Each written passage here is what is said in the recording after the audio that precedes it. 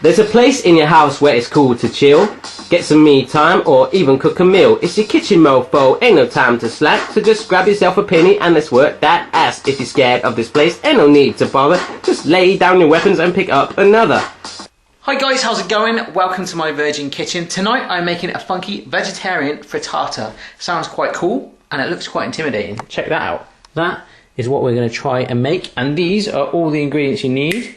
So just hit pause on the video now and write them down. You know the drill by now. So what we're going to do, break up these eggs in that bowl. That is 9 eggs right there.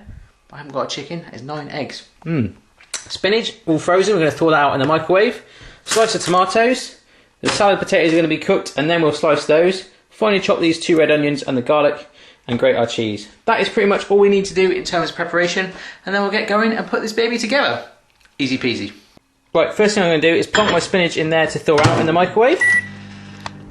Lovely, and we're going to get all of these ingredients prepared so all the hard work's done. Right, so the spinach is out of the microwave and it's all nice and soft and squidgy, nice and thawed out. I'll shut that door. What I've done is chopped up all my vegetables. So I've got the red onions there, the tomatoes all sliced, a big pile of grated cheese, my garlic and the egg yolks in there. Wow, that is a lot of egg. Get yourself a big pan of water on to boil. We'll get the potatoes cooking. Yeah. Right, so we've got a big saucepan there, just about to boil water so the potatoes could go in there. And we've got another frying pan here, which I've put some olive oil in. It's getting nice and warm now. What we're going to do is plonk our red onions in there. So I'll just put it there so you can see me.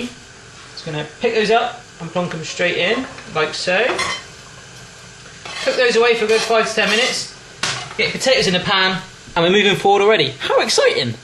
Right, so the potatoes are in there, cooking away nicely, and the onions are cooking very fast indeed, starting to go very soft. For the last minute, we'll chuck in the garlic to cook with it, and then, once the onion, garlic and potatoes are done, we grab our mixing bowl with the eggs, chuck it all in with the spinach, and that's where it gets crazy. But we're nearly there. A few more steps to go though.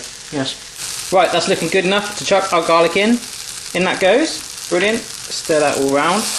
Only about a minute, and then we'll take it off the heat, okay? The potatoes are still cooking away. It's going well. Okay, so the onions and garlic are done. They're just there cooling down, because if I plonk them in the bowl with the egg right now, it's going to end up cooking them, and it could be sort of like an omelette thing. We don't want that right now, okay? So speaking of your egg bowl, what I want you to do is get your spinach first of all and plonk it in there. Let's go. That's different looking, but yeah, I'm sure it's going to taste good. Anyhow, what I want you to do is grab half of your pile of grated cheese and just plonk that in there with it, like so.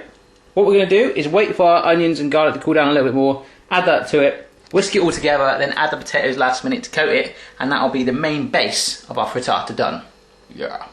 Okay, so the onions and garlic have been added in there. What we're going to do is grab a wooden spoon and give it a gentle stir together to break up the yolks, mix the egg mixture in with the cheese, the spinach, the onions and the garlic. Cool, so let's do that. Cool, that looks like some sort of weird green potion thing or something, but I promise you that will taste good. Leave that for one side just for a minute. My potatoes are off there. My frying pan as well, I've given that a nice good clean because we need to use it in a minute to make that whole frittata shape thing. All good. But potatoes are cooling down here. What we're going to do is cut them into nice thin slices, and then we're going to chuck them in the bowl. So, cut them into thin slices. There we go then, all nice and sliced up. And if you're very eagle-eyed, you might have spotted the change in the chopping board colour. Right, the frying pan is there. I'm going to put some oil in there just a minute to heat it up. But first of all, let's get those potato slices into our green potion mixture. Okay guys, so the potatoes are in there. All I've done is give them a nice gentle stir through, make sure they're all nice and coated. Don't do it too rough, otherwise you'll break the potatoes, and you don't really want to do that. You want them nice and chunky, yeah? Right, frying pan, the oil is gone in there, it's nice and hot already. So we can commence the frittata making process. Let's go. Okay, brilliant, that pan's nice and hot now. I'm going to do this with my other hand, so I hope it doesn't go everywhere. Just going to pour the mixture in. Cool. Like so, that's sat around there. Maybe just pat it down in a minute to make sure it's all nice and flat. What we need to do is get our cheese on top, so start to add that. Get that all on there. And then the tomato. So I'm going to keep doing this. We'll see you in just a minute. Wow, so I put my tomatoes on top, and that is starting to look a lot more like that than it was before. Darn good. Very, very happy with that. As you can see around the edges, it is starting to firm up. So that is what we're wanting it to do, firm up all the way around the bottom, and then we're going to grill it for 5 minutes on the top, and then we're going to eat it. Yes. Right guys, it's time to take it off the hob. It's been 10 minutes and I've worked a fish slice around the edge and it is all nice and cooked along the bottom, but the top needs to set. So I've got my grill to a medium heat and we're going to plonk that down there, like so. Give that about 5 to 6 minutes to brown on top and we're ready. Guys, I'm just about to turn off my grill. Check this out. It smells amazing in here. That cheese is really melted. Let me just turn this off. Pull this straight out. Ta-da! Check out the colour on that. It smells amazing, looks amazing. I want to eat some, but how am I going to get it out? We'll get there. Right, so to try and get it out, I'm going to use my fish slice and just work my way around the edges again, like so, and gradually get further and further under it until I get to the middle bit, okay? So I'm going to keep doing that, then I'm going to let it cool down on the chopping board, and we'll see what it tastes like. Whoa!